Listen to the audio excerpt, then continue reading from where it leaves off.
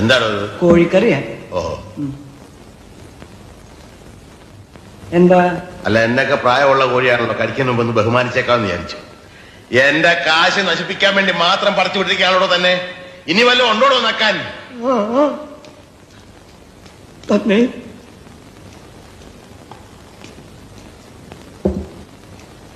മീൻകറിയാ.